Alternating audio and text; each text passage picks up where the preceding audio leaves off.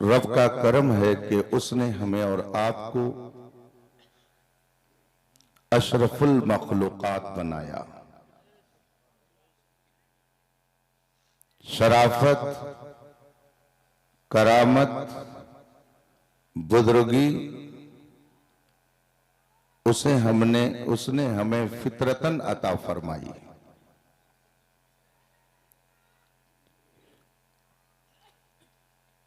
اور اس دنیا میں آنے سے پہلے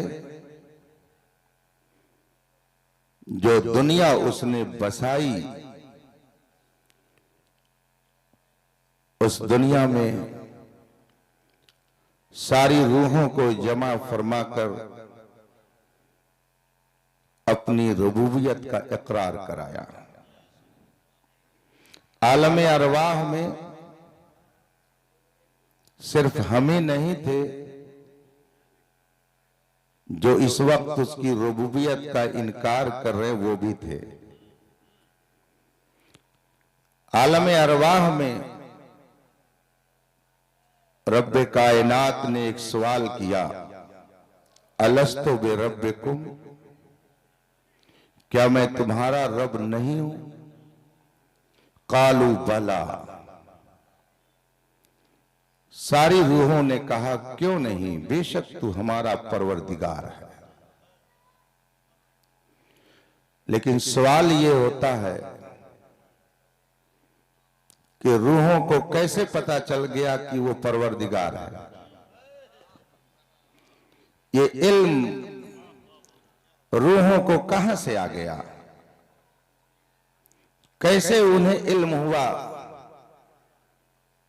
کہ جو ہم سے عہد و پیمان کرا رہا ہے وہی ہمارا پروردگار ہے؟ اس کا جواب قرآن میں ملے گا. رسول پاک صلی اللہ علیہ وسلم کی زبان مقدس سے اعلان کرایا گیا، قل ان صلاتی ونسکی ومحیایا ومماتی للہ رب العالمین لا شریک لہ وبذالک امرت وانا اول المسلمین. انا اول المسلمین. قرآن کہتا ہے اے محبوب آپ اعلان کر دو، انا اول المسلمین، سب سے پہلا مسلمان میں ہوں. گویا روحوں کی دنیا میں سب سے پہلے رب کی ربوبیت کا اقرار کر کے لوگوں کو راہ ہدایت دینے والی ہستی کا نام محمد الرسول اللہ ہے. کائنات کے معلم اول کا نام محمد الرسول اللہ ہے. اب اگر کسی کو علم کی خیرات لینی ہے تو اس استاذ اول کی بارگاہ میں حاضری دینی پڑے گی. اگر رب کی معرفت اور رب کی ربوبیت کو جاننا ہے تو اس کے دربار میں جانا پڑے گا. رب کی ربوبیت کا اقرار عقیدہ توحید کہلایا، اور اس معلم کی بارگاہ میں پہنچ کر کے اس کو تسلیم کر کے وہاں سے خیرات لینا اور اسے خدا کا برگزیدہ پیغمبر مان لینا عقیدہ رسالت کہلایا. اسلام کی بنیاد میں یہ دو عقیدے خشت اول کی حیثیت رکھتے ہیں. ایک عقیدہ توحید ہے اور ایک عقیدہ رسالت ہے. عقیدہ توحید کے بغیر انسان صاحب ایمان نہیں ہو سکتا. عقیدہ توحید یہ ہے کہ ایک ہستی ہے جو ہمیشہ سے ہے اور ہمیشہ رہے گی. لا شریک لہ، اس کا کوئی شریک نہیں ہے. لا سہیم لہ ولا نظیر لہ ولا وزیر لہ ولا ضد لہ ولا ند لہ. نہ اس کا کوئی نظیر ہے، نہ اس کی کوئی مثال ہے، نہ اس کا کوئی ہمسر ہے، نہ اس کا کوئی مقابل ہے. وہی کائنات کو چلاتا ہے. کائنات میں جو کچھ ہوتا ہے سب اسی کی مشیت سے ہوتا ہے. ما تشاءون الا ان یشاء اللہ رب العالمین، تم کچھ نہیں چاہتے بس وہی جو خدا چاہتا ہے۔ فعال لما یرید، وہی جو چاہتا ہے کرتا ہے۔ یفعل ما یشاء، وہ جو چاہے کرے، اس سے کوئی مواخذہ نہیں کر سکتا۔ وہی کائنات میں سب کچھ کرتا ہے۔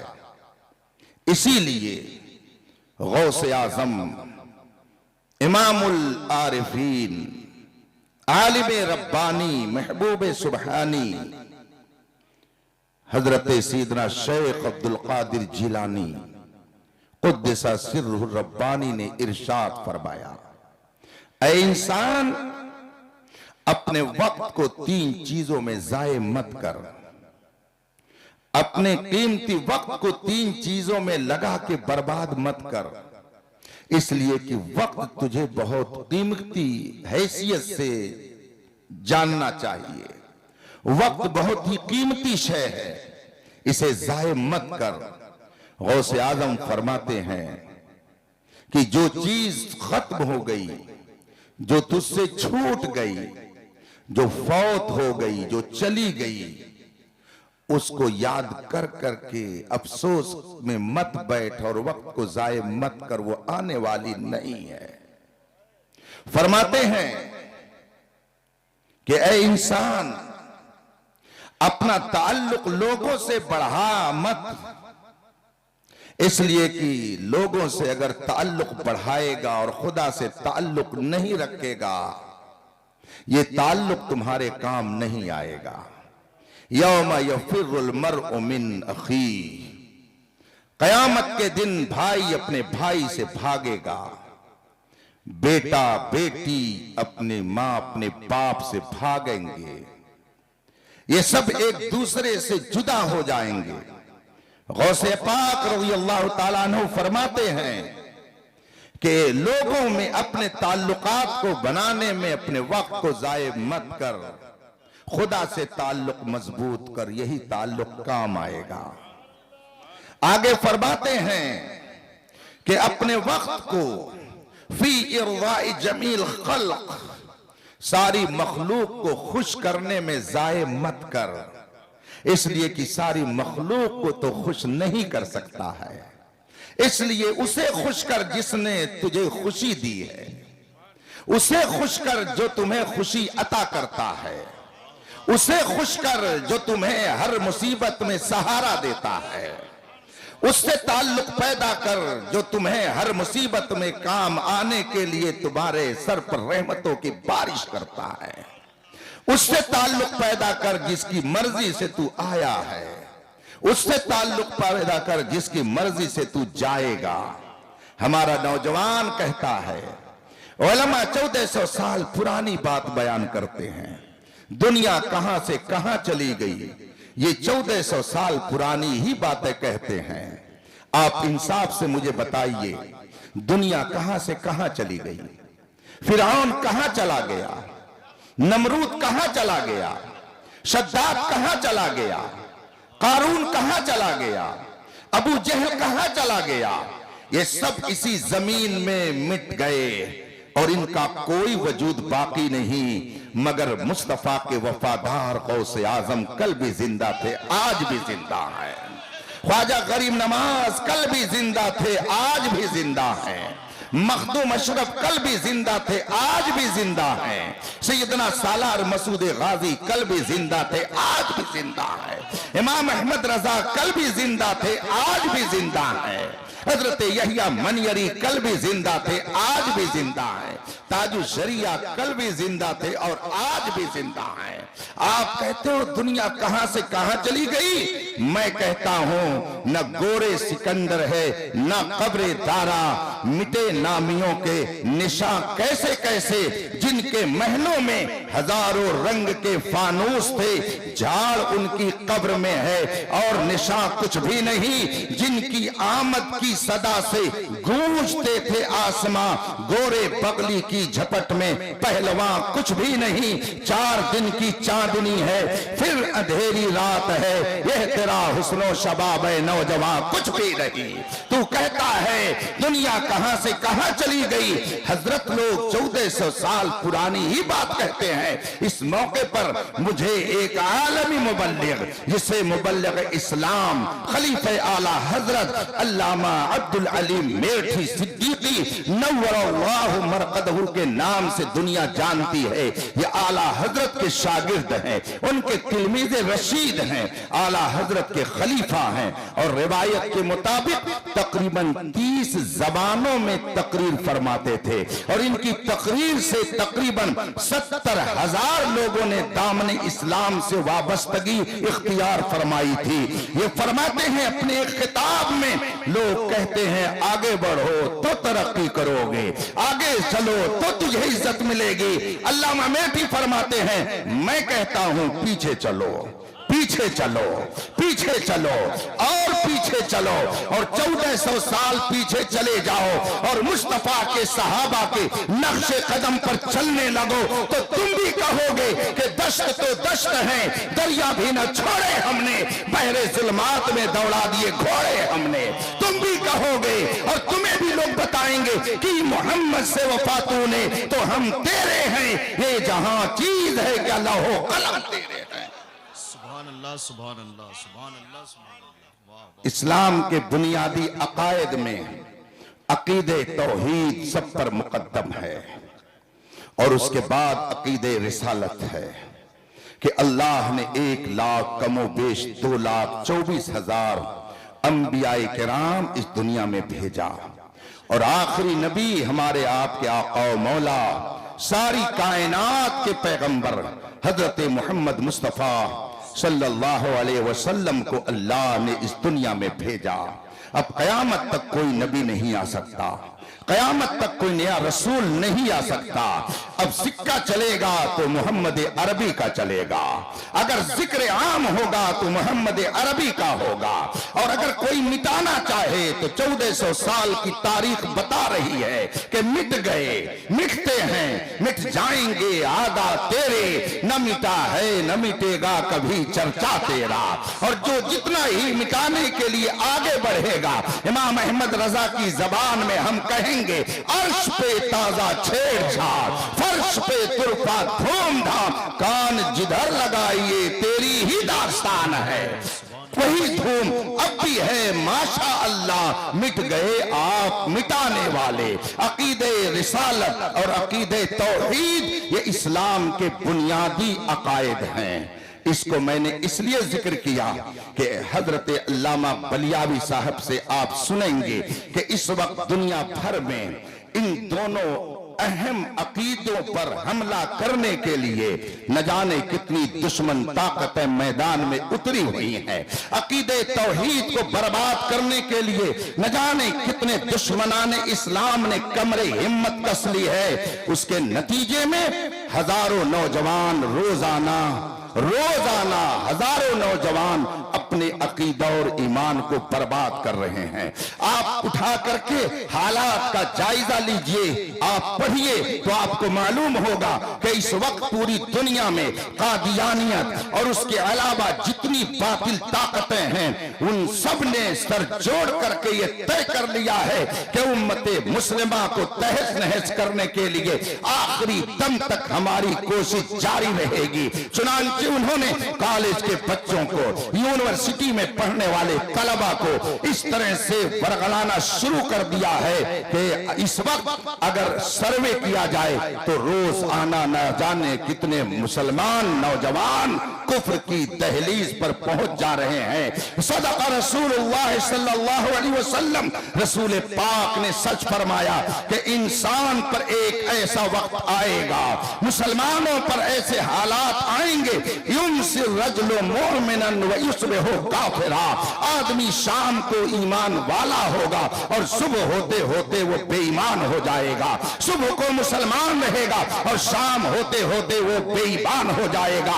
हम अपने माथे की आंखों से देखते हैं वो नौजवान जो सुन्नी सहील अकीदा थे, अपने घराने और खानदान के एतबार से सुन्नी समझे जाते थे, लेकिन रात को जब वो बिस्तर पर गए और उन्होंने वर्कशॉप खोला तो ये वर्कशॉप के मुफक्किर व्हाट्सएप के स्कॉलर, फेसबुक के मुहक्किकों को जब इन्होंने सुनना शुरू किया तो किसी मिर्जा को सुना, किसी इंजीनियर को सुना, किसी हामिदी को सुना, न जाने कैसे कैसे लोगों को सुना। शाम को सोया था तो साहिब ईमान था, मगर उस बदअकीदे की बात जहन में बैठ गई तो सुबह होते होते बदअकीदा हो जाता है। सदक़ रसूलुल्लाह, रसूल पाक ने सच फरमाया, इंसान शाम को मोमिन होगा और सुबह होते होते अपना ईमान खो बैठेगा।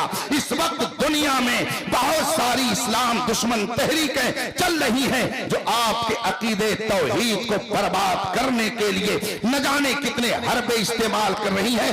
एक छोटा सा वाकया आप मुझसे सुनिए तो आपको अंदाजा होगा कि किस तरीके से अकीदे तौहीद पर कुल्हाड़ी चलाने की कोशिश की जा रही है। मुझसे एक साहब ने कहा कि मैंने अपनी बच्ची का एडमिशन एक मेडिकल कॉलेज में करा दिया और मैंने वहां सारी जरूरतों के सामान फराहम कर दिए, फीस जमा कर दी। मेरी बच्ची वहां पढ़ने के लिए गई।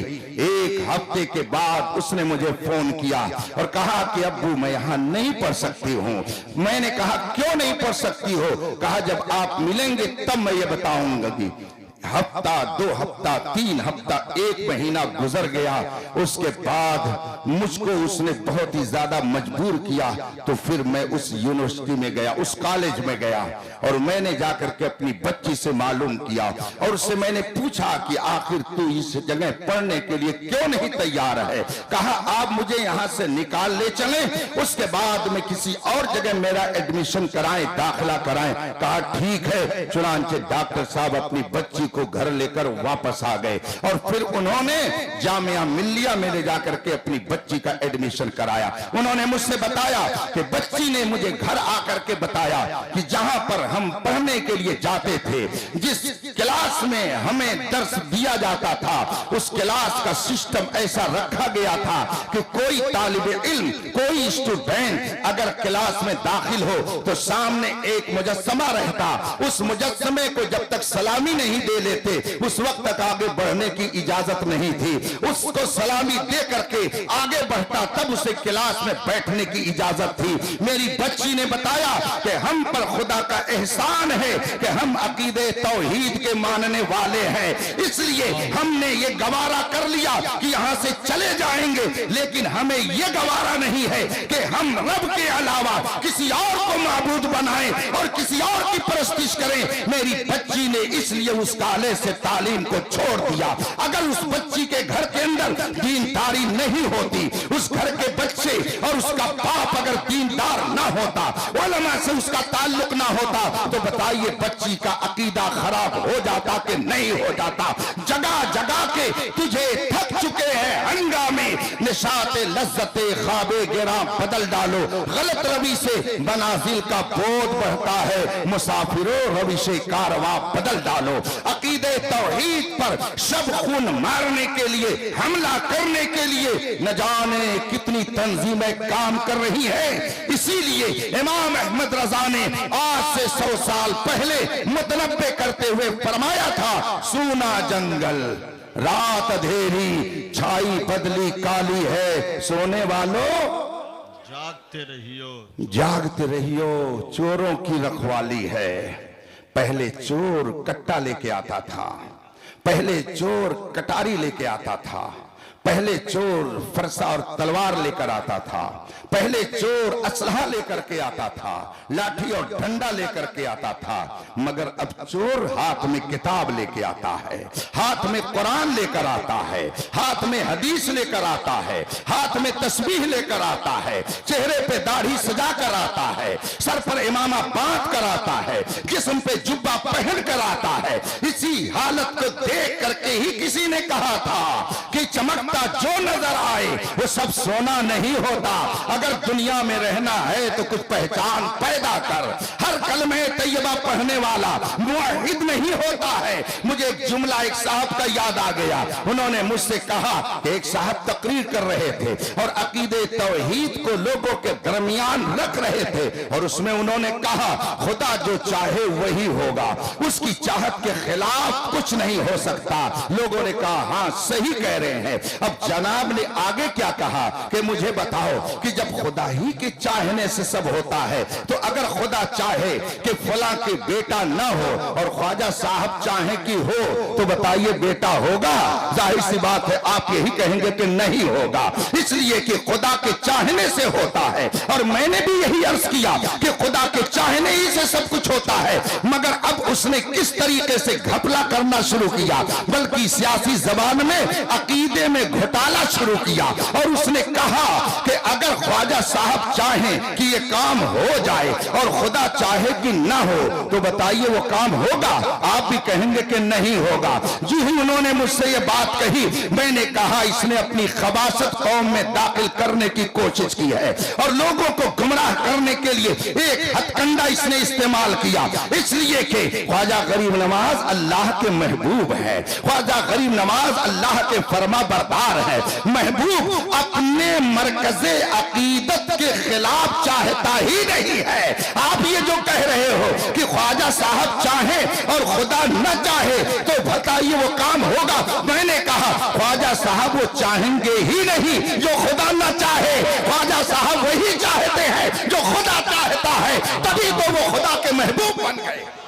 नारे तकबीर, नारे रिसालत, मसलके आला हजरत हजरत अल्लामा मुफ्ती अख्तर हुसैन साहब क़िबला। सुभान अल्लाह। अब आप बताइए, एक जुमले में उसने कितने लोगों को गुमराह करना चाहा, लेकिन रजा वालों के सामने सबका निशाना थोड़ी चल सकता है। ये रजा के नेज़े की मार है कि अदू के सीने में गार है, किसे चारा जुई का वार है कि ये वार वार से।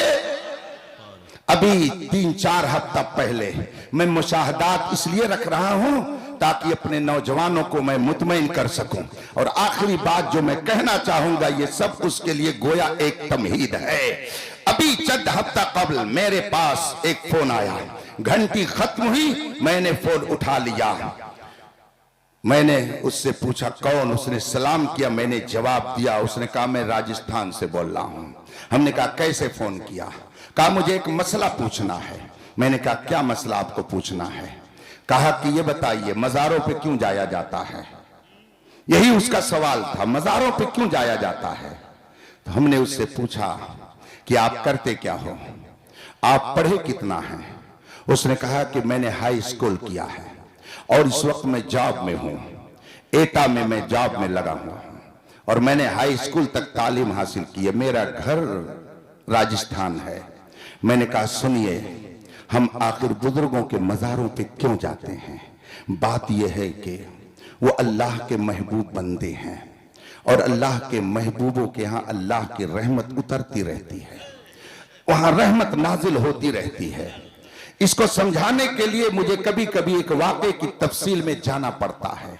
आपने हजरत सैयदना इमामुल मशाइख शेखुल मशाइख सैयदना अली हुसैन अशरफी मियाँ नव्वरल्लाहु मरकदहू का नाम सुना होगा कि चौचा शरीफ की बड़ी बाअज़मत शख्सियत का नाम हजरत सैयदना अली हुसैन अशरफी मियाँ है।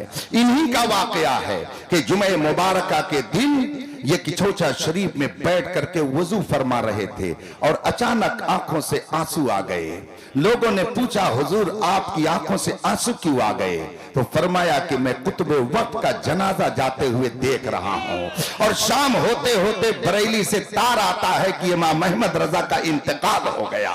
किचौचा में बैठकर जो बरेली के हालात को देख रहा है, वो नबी नहीं है, वो पैगंबर नहीं है, बल्कि वो अल्लाह का एक महबूब बंदा है। जब उनके गदा भर देते हैं शाहाने जमाना की झोली, मुहताज का जब ये आलम है, मुख्तार का आलम क्या होगा? जब नबी की उम्मत में ऐसे ऐसे उलमा मशाइख हैं कि बैठे बैठे अपने घर से दूसरों के हालात को देख लिया करते हैं, तो अगर मदीने में बैठकर मुस्तफा कायनात को देखें तो इसमें कौन सी ताज्जुब की बात है? लेकिन दीदे कोर को क्या आए नजर, क्या देखे? हजरत अली हुसैन अशरफी मियाँ रहमतुल्लाह अलैह का वाकया बयान किया जाता है कि आप तशरीफ ले गए रामपुर के इलाके में और उस वक्त नवाबे रामपुर के जाहो जलाल का शोहरा चारों तरफ था। नवाब रामपुर ने आपके पास पैगाम भेजा कि हुजूर मेरे गरीब खाने पर जलवा फरमा हो जाएं, इज्जत अफजाई फरमाएं। हजरत ने दावत कबूल फरमा ली और फिर नवाब रामपुर के घर आप तशरीफ ले गए। नवाब रामपुर ने आपको अपने तख्त पर बिठाया। उस जमाने में आपके इस जमाने की तरह लाइट और पंखे का इंतजाम नहीं था, हाथ से पंखा झला जाता था। नवाब रामपुर ने हजरत को तख्त पर बिठाया और पीछे से ताजीमन एहतरामन खुद ही पंखा झलने लगा। मजमा सामने मौजूद था। इतने में किसी ने कहा कि हजरत तशरीफ फरमा है, अगर किसी को कुछ पूछना है तो पूछ ले। इत्तेफाक से एक आदमी पीछे से खड़ा हुआ। उसने कहा मुझे एक सवाल करना है। हजरत ने फरमाया क्या सवाल है? उसने कहा हुजूर मैं ये जानना चाहता हूं कि अगर बंदा कोई दुआ करता है तो उसकी दुआ कौन कबूल करता है? हुजूर अशरफी मियां रहमतुल्लाह अलैह ने फरमाया कि ये भी कोई पूछने की बात है। हर मुसलमान ये जानता है कि बंदे की दुआ खुदा कबूल करता है, खुदा दुआ कबूल करता है, और कौन कबूल करता है? उसने कहा ठीक है हुजूर, अब दूसरा सवाल ये है कि उसको कहां से पुकारा जाए कि वो हमारी दुआ को कबूल कर ले, उससे कहां से बुलाया जाए, उससे कहां बैठकर दुआ की जाए कि वो हमारी दुआ को कबूल कर ले। हजरत ने इरशाद फरमाया उसको जहां से तुम पुकारोगे, जहां से बैठ के दुआ करोगे, अगर वो चाहेगा तो तुम्हारी दुआ को कबूल कर लेगा। दुआ वही कबूल करता है। आप मैदान कारजार में हो तब भी वो दुआ कबूल करना चाहे तो कर लेगा। आप दोस्तों की महफिल में हो, मस्जिद में हो, मदरसे में हो, जहां दुआ करें, अगर वो चाहेगा तो दुआ कबूल कर लेगा, और अगर न चाहे तो खाने काबा की जंजीर पकड़ करके दिन भर खड़े रहे, फिर भी कुछ होने जाने वाला नहीं है। दुआ खुदा कबूल करता है, और जहां से चाहे वो बंदा उसे पुकारे, अगर वो चाहेगा तो दुआ कबूल कर लेगा। कहा हुजूर ये भी बात समझ में आ गई, मगर एक तीसरा सवाल और रह गया।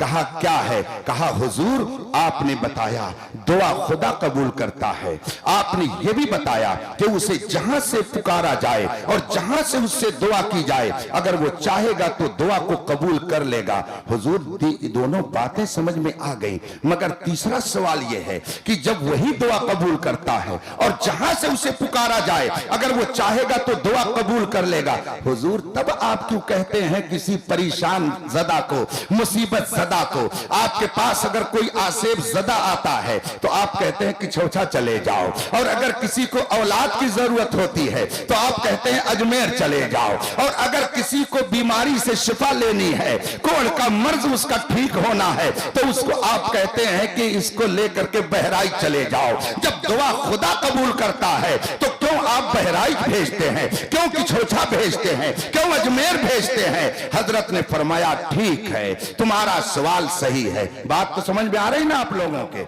हम भी आप ही के दरमियान के हैं, न आप इंग्लैंड से, हम तुरान से हैं, हम दोनों के दोनों हिंदुस्तान ही से हैं। अगर आप मेरी गुफ्तगू को संजीदगी से थोड़ी देर और समाप्त कर लेंगे तो मैं समझूंगा मेरा आना उसूल हो गया। आपने फरमाया बेशक खुदा दुआ कबूल करता है, और जहां से पुकारा जाए वो अगर चाहेगा तो दुआ कबूल कर लेगा। अब आपने उससे फरमाया आओ करीब आ जाओ। इकबाल साहब आ रहे हैं, आइए करीब आ जाइए, आप भी आ जाइए, चलिए करीब आ जाइए, ताकि आपको बलियाबी साहब का फैज मिल जाए, और अवाम अभी अपना फैज जेब से निकाल कर आपके दरमियान रखेगी। आइए तशरीफ ले आइए, उधर से आ जाइए, दरूद शरीफ पढ़िए, आप हजरात अपनी जगह बैठ जाइए। अल्लाहुम्मा सल्ली अला सय्यदना व मौलाना मुहम्मद मादनी जूद वल करम व आलिहि किराम अजमईन। हजरत ने फरमाया करीब आ जाओ। अब वहां से उठा, आपके पास कुर्ब में आकर बैठ गया। हजरत ने खामोशी इख्तियार फरमाई, उसे कोई जवाब नहीं दिया।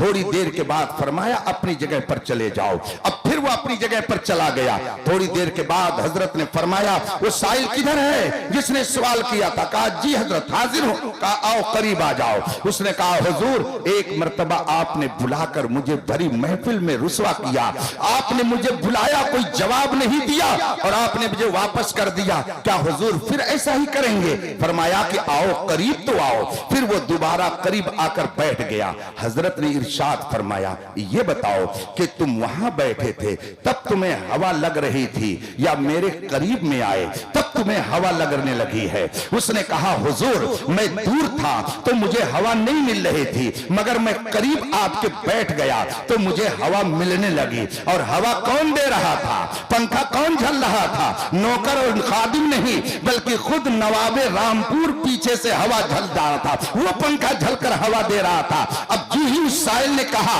हुजूर मैं वहां था तो मुझे हवा नहीं मिल रही थी, मैं आपसे करीब हुआ तो मुझे हवा मिलने लगी। हजरत ने नवाबे रामपुर की तरफ इशारा करते हुए फरमाया, नवाब साहब आप मुझे हवा दे रहे हैं या इसे हवा दे रहे हैं? तो आपने जी ही ये सवाल किया। नवाबे रामपुर कहता है हुजूर इसकी क्या हैसियत है कि मैं इसको पंखे झलूं, इस जैसे तो न जाने कितने मेरे यहाँ खुद ही नौकर चाकर हैं। सरकार मैं तो आपको पंखा झल रहा हूं। हुजूर अशरफी मियां रहमतुल्लाह अलैह ने फरमाया, सुन तू वहां था तो तुझे पंखे की हवा नहीं मिल रही थी, तू मेरे करीब आया तो तुझे पंखे की हवा मिलने लगी। हालांकि नवाब तुझे पंखे की हवा नहीं दे रहा है, वो तो मुझे दे रहा है, मगर तू मेरे करीब आ गया तो तुझको भी हवा मिल गई। सुन हम ख्वाजा के यहाँ क्यों भेजते हैं? इसलिए कि ख्वाजा महबूबे बारगाहे इलाही है। ख्वाजा का दरबार वो है जहां पर रहमतों का हरदम नुज़ूल होता है, तजल्लियात की बारिश होती है, अनवारे इलाही वहां झमाझम बरसते हैं। और हम ये भी जानते हैं कि ये अवाम इनकी जबान में वो तासीर नहीं है, इनके किरदार में वो पाकीज़गी नहीं है, इनकी गुफ्तार में वो तकद्दुस नहीं है, ये इस काबिल नहीं है कि फौरन इन पर रहमत इलाही मुतवज्जे हो जाए। हम ख्वाजा के यहाँ इसलिए भेज देते हैं कि वहां जो रहमतों की झमाझम बारिश हो रही है ये भी करीब में पहुंच जाएंगे, उस बारिश से इन्हें भी हिस्सा मिल जाएगा। सुभान अल्लाह सुभान अल्लाह। नारे तकबीर, जोर से बोले नारे रिसालत, मसलके आला हजरत, फैजाने ख्वाजा गरीब नवाज, हुजूर ताजुल फुक़हा। ये तो बात आ गई बरसबीले तज़किरा। उस नौजवान ने मुझसे कहा कि मज़ार पे क्यों जाते हैं?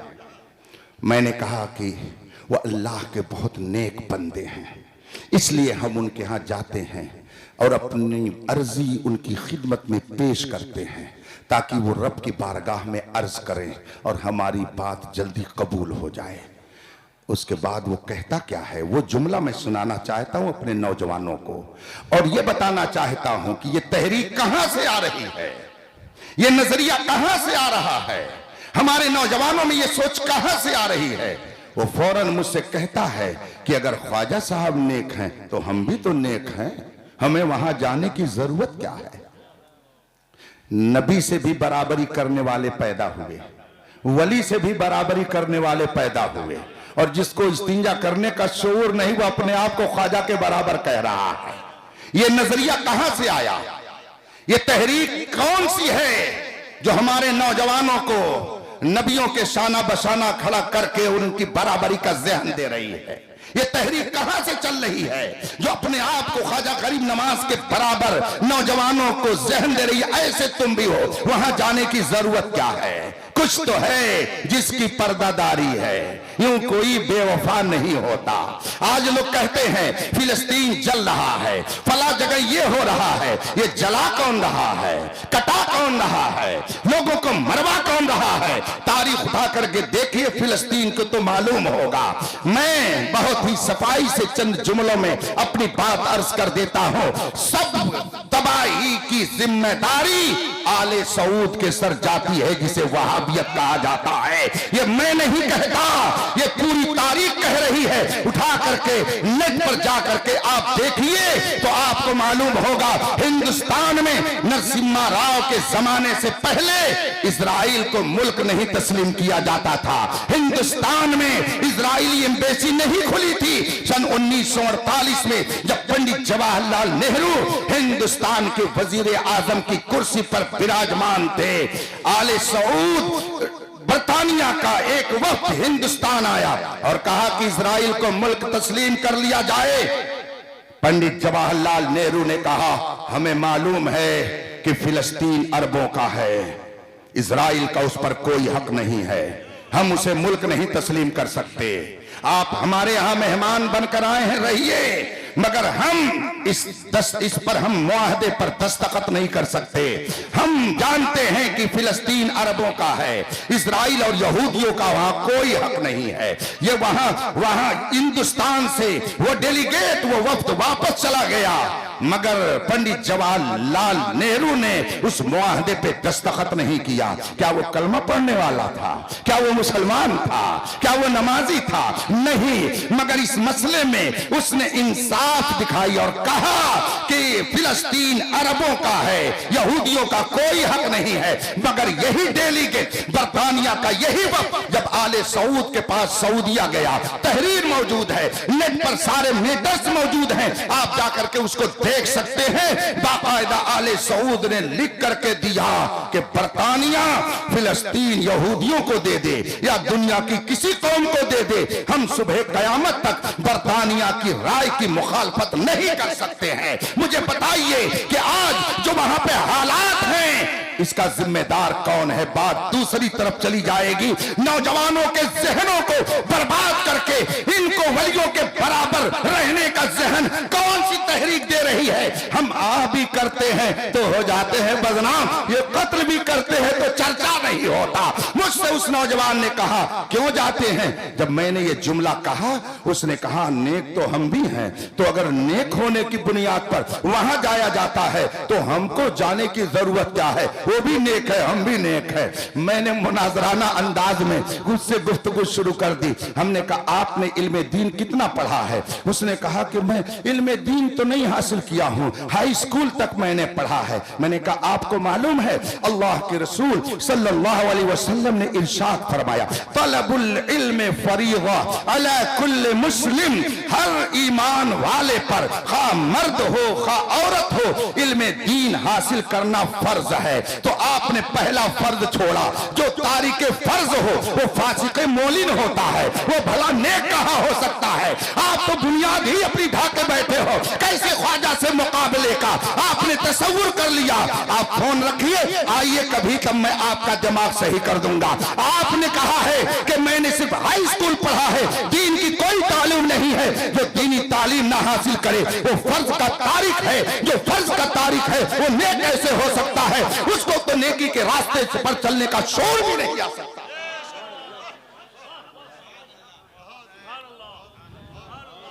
حضرات, باتیں بہت ہے کہنے کو, اور اگر کہی جائیں تو وہ شعر بالکل سنانا پڑے گا کہ دل کے پھپھولے جل اٹھے, سینے کے داغ سے اس گھر کو آگ لگ گئی, گھر کے چراغ سے جبہ و صافہ بے قرآن و حدیث لے کر عقید توحید کو توحید کے نام پر برباد کرنے کے لیے اندرونی تحریک بھی ہے, بیرونی تحریک بھی ہے.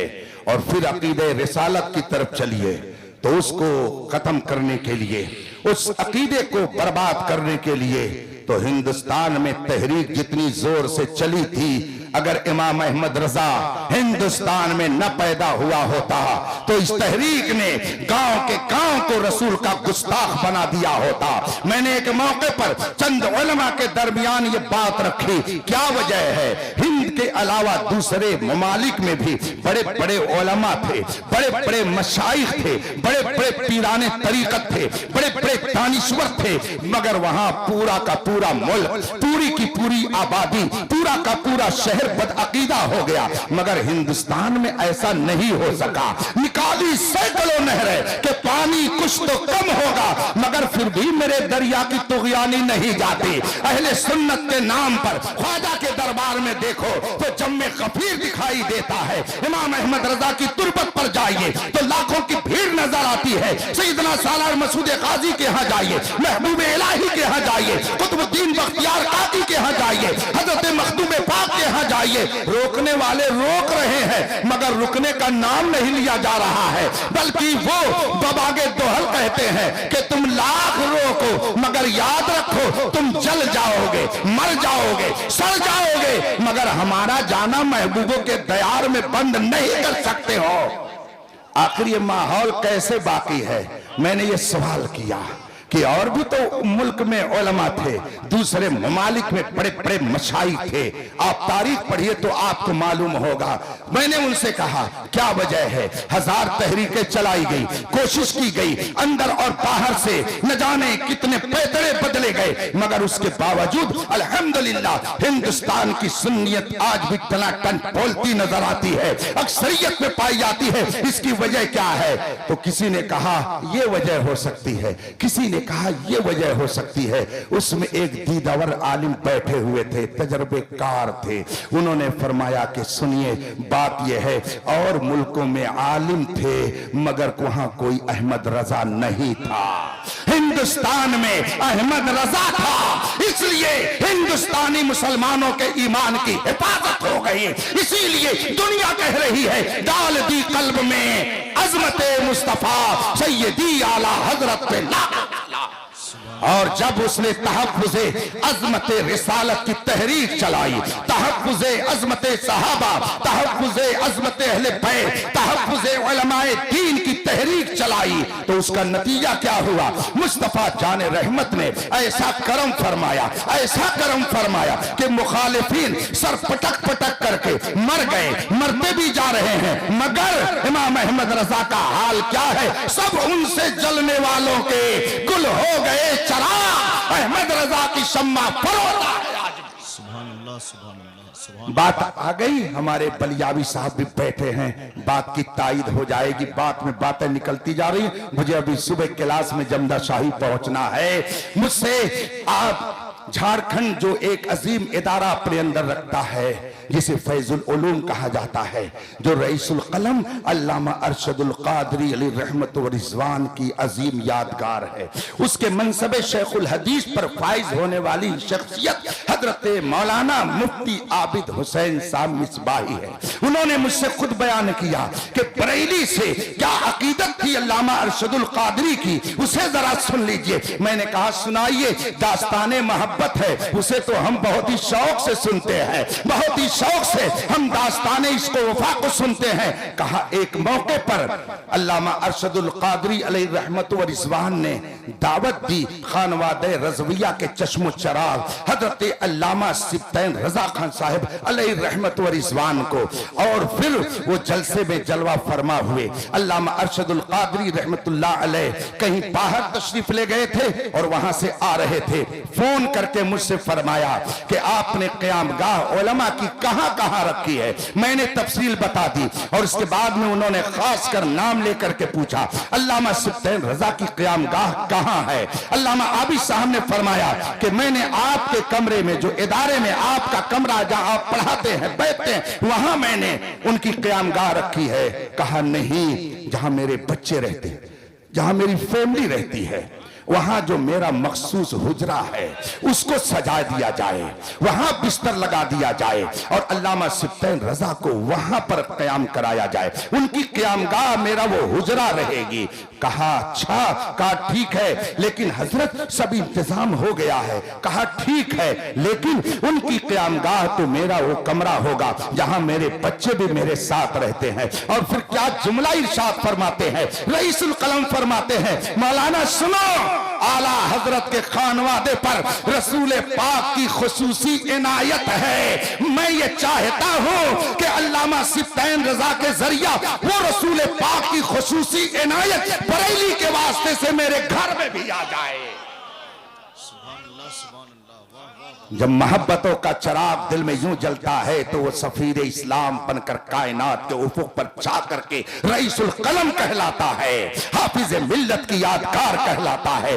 عقیدہ رسالت کو برباد کرنے کے لیے جب ہندوستان میں تحریک چلائی گئی, امام احمد رضا نے 1000 کتاب لکھ کر ایسا وار کیا ہے اور دشمنان اسلام کی زبان کو اس طرح سے کاٹا ہے کہ آج تک وہ بلبلا رہے ہیں, اور آج تک امام احمد رضا کو نہ جانے کن کن الفاظ سے یاد کر رہے ہیں. مگر امام احمد رضا کی عظمت کا سکہ جیسے کل چل رہا تھا آج بھی چل رہا ہے, اور انشاءاللہ صبح قیامت تک چلتا رہے گا. آپ کہیں گے کہ مولانا یہ کون سی تحریک تھی؟ میں نام نہیں لوں گا، اس لیے کہ نام لے کر کے اپنی زبان کو میں خراب نہیں کروں گا۔ کچھ لوگ کہتے ہیں کہ اگر خنزیر کا نام لے لیا جائے تو زبان 40 دن تک ناپاک رہتی ہے، حالانکہ یہ مسئلہ صحیح نہیں ہے، یہ مسئلہ غلط ہے، لیکن لوگوں میں مشہور ہے۔ تو ایسے ہی کچھ لوگ ہوتے ہیں جن کا نام لینا میں اپنے تئیں بہت ہی غلط سمجھتا ہوں، مگر ایک تحریک تھی اس زمانے میں جو رسول پاک کے ایک ایک وصف کا انکار کرنے کے لیے گاؤں گاؤں گھوم رہی تھی۔ رسول پاک نے فرمایا کہ ہر نبی اپنی قبر میں زندہ ہے، مگر لوگوں کے ذہن میں ایک تحریک یہ بات بیٹھا رہی تھی کہ نبی تو مر کر مٹی میں مل گئے، اب وہ تمہاری کیا مدد کر سکتے ہیں۔ جو ہی بریلی کے امام احمد رضا نے ان گستاخانہ جملوں کو سنا، وہیں سے للکار کر کے کہا تو زندہ ہے واللہ، تو زندہ ہے واللہ، میری چشم عالم سے چھپ جانے والے۔ جب اس تحریک کے ایک فرد نے لکھا تھا کہ نبی کچھ نہیں دے سکتے ہیں، تو بریلی کے امام احمد رضا نے للکار کر فرمایا تھا کون دیتا ہے؟ دینے کو منہ چاہیے، دینے والا ہے سچا۔ اور جب وہ تحریک کہتی تھی کہ نبی تو گاؤں کے چودھری کی طرح ہے، تو ایسے موقع پر امام احمد رضا ہمیں سبق دے رہا تھا، سب سے اولا و اعلی ہمارا نبی، سب سے بالا وہ والا۔ جب وہ تحریک کہہ رہی تھی کہ بس ان کو بڑے بھائی کی طرح مانو، تب اعلیٰ حضرت ہم کو سکھا رہے تھے اللہ کی سرتابہ قدم شان ہے، یہ انسان نہیں، انسان وہ انسان ہیں، یہ قرآن تو ایمان بتاتا ہے انہیں، ایمان یہ کہتا ہے میری جان ہے یہ۔ جب وہ تحریک کہہ رہی تھی یا رسول اللہ مت کہو یہ شرک ہے، تب امام احمد رضا ہم کو سکھا رہا تھا غیظ میں جل جائیں بے دینوں کے دل، یا رسول اللہ کی کثرت کیجئے۔ جب کہنے والا یہ کہہ رہا تھا کہ نبی کا میلاد منانا بدعت ہے، شرک ہے، تو امام احمد رضا للکار کے کہہ رہا تھا مثل فارس زلزلے ہوں نجد میں ذکر آیات ولادت کیجئے۔ عقید توحید، عقید رسالت، یہ اسلام کے بنیادی عقائد ہیں، اور ان عقائد کو برباد کرنے کے لیے نہ جانے کتنی تحریکیں اندر سے باہر سے چل رہی ہیں۔ میں یہ جملہ بول دیا کرتا ہوں، مگر یہ تعلی کے لیے نہیں، انا میں نہیں، بلکہ تحدیث نعمت کے طور پر کہ الحمدللہ میں نے اختلافی موضوع پر 1000 سے زیادہ کتابوں کا مطالعہ کیا ہے۔ قادیانیت کو ڈائریکٹ بلا واسطہ ان کی کتابوں کے ذریعہ میں نے پڑھا ہے، وہابیت کو ان کی کتابوں کے ذریعہ میں نے پڑھا ہے، صلح کلیت کو میں نے پڑھا ہے، وہابیت دیوبندیت کو میں نے پڑھا ہے، رافضیت کو میں نے پڑھا ہے، تفصیلیت کو میں نے پڑھا ہے۔ ان موضوعات پر 1000 سے زیادہ کتابوں کا میں نے الحمدللہ مطالعہ کیا ہے۔ علامہ بلیاوی صاحب، اور ہو سکتا ہے یہاں بھی بہت سارے حضرات ہوں جنہوں نے دارالعلوم عالمیہ کی لائبریری کو دیکھا، تقریباً 40,000 کتابیں دارالعلوم عالمیہ کی لائبریری میں موجود ہیں، جہاں پر ہمیشہ لوگوں کی تحقیق کے لیے دروازے کھلے رہتے ہیں۔ یہ مجمع جتنا بیٹھا ہوا ہے اتنی بڑی وہاں کی لائبریری ہے جس میں یہ پورا مجمع آ جائے گا۔ 40,000 سے زیادہ کتابیں عالمیہ کی لائبریری میں موجود ہیں۔ الحمدللہ میں کتابوں کا مطالعہ کرتا رہتا ہوں۔ میں آپ سے تو نہیں، مگر ان طلبہ سے جو آج فارغ ہو رہے ہیں ان سے کہوں گا اقرا، یہ قرآن کا پہلا پیغام ہے، پڑھو پڑھو، جب پڑھو گے تب آگے پڑھو گے۔ علم ہی وہ چیز ہے جس کی بدولت آپ کا ایمان، عقیدہ، کلچر، ثقافت، تہذیب و تمدن سب کچھ محفوظ رہ سکتا ہے۔ اگر آپ نے علم نہیں حاصل کیا تو نہ آپ کا عقیدہ محفوظ رہ سکتا ہے، نہ آپ کا کلچر محفوظ رہ سکتا ہے۔ میں نے 1000 سے زیادہ اختلافی موضوع پر کتابیں پڑھی ہیں، اور ان کتابوں کے درمیان چمکتا ہوا جملہ، چمکتی ہوئی تعلیم، چمکتی ہوئی فکر امام احمد رضا کی بھی پڑھی ہے۔ فتنوں کے ہجوم میں یا لوگوں کے ہجوم میں کہہ لیجئے، اس وقت یہ پٹی بنی ہوئی ہے نا، یہ پٹی کیوں بنی ہے؟ تاکہ ہجوم کے بیچ میں بھی آنے والا آسانی سے اسٹیج پر آ سکے۔ کوہرے کا موسم چل رہا، ابھی کوہرا نہیں پڑ رہا ہے، کچھ دن میں ہو سکتا ہے بہت بھینکر کوہرا پڑے۔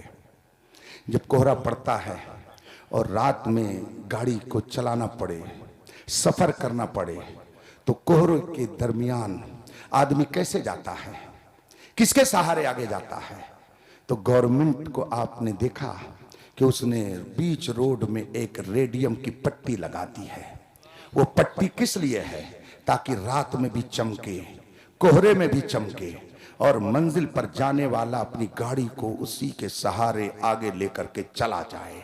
अगर वो दाहिने जाएगा तो डिवाइडर से टकराएगा, और बाएं जाएगा तो गड्ढे में जाएगा, और अगर रेडियम की चमकती हुई लकीर को देखते हुए आगे बढ़ेगा तो अपने घर तक आसानी से पहुंच जाएगा। अल्लाह तुर्बतों पर रहमतों नूर की बारिश फरमाए। हमारे उलमा ने फितनों के हुजूम में एक शानदार पट्टी को देखा, एक शानदार पट्टी को लगा दिया, जिसे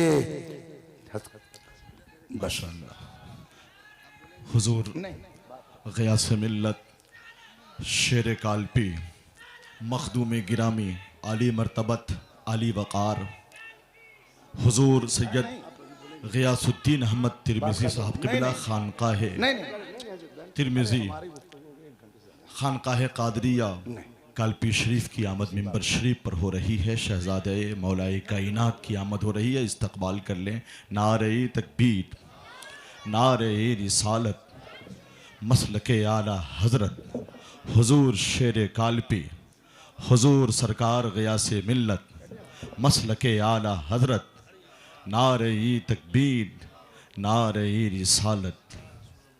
अदब और एहतराम के साथ आने वाले मुअज़्ज़ज़ मेहमान की बारगाह में आप लोग जल्दी से अपनी जगह पे बैठ जाइए।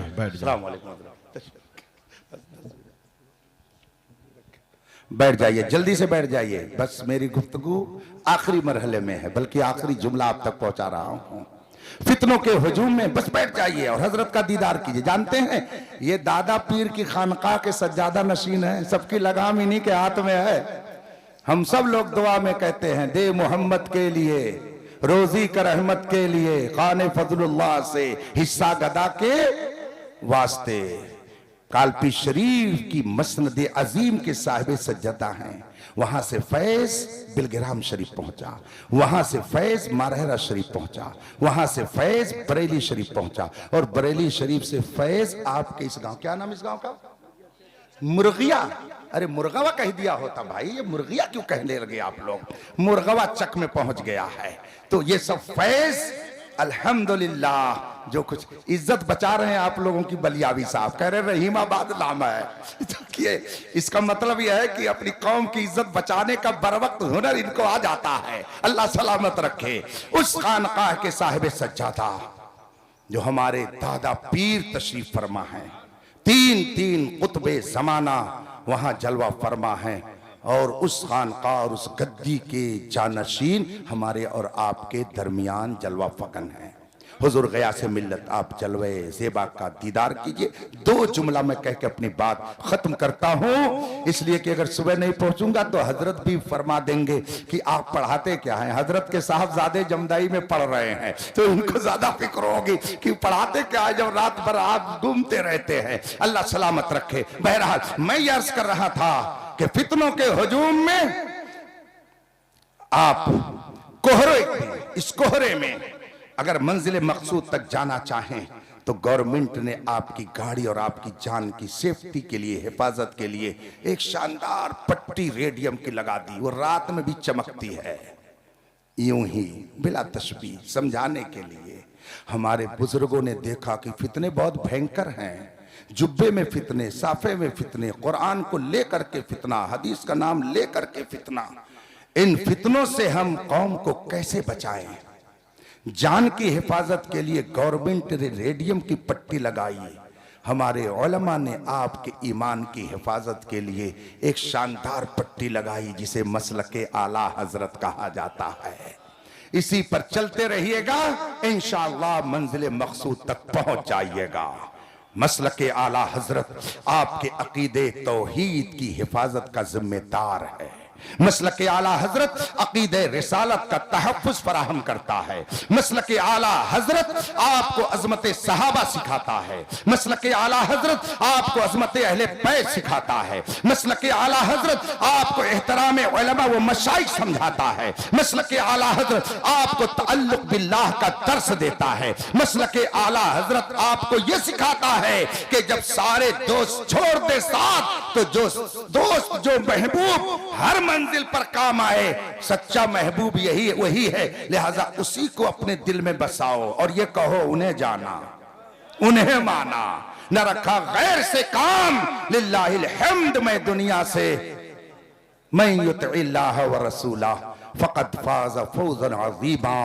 جس نے خدا اور رسول کی سچی فرما برداری کی وہ ایک کلاس کا کامیاب انسان بن جائے گا. وآخر دعوانا ان الحمدللہ رب العالمین. السلام علیکم.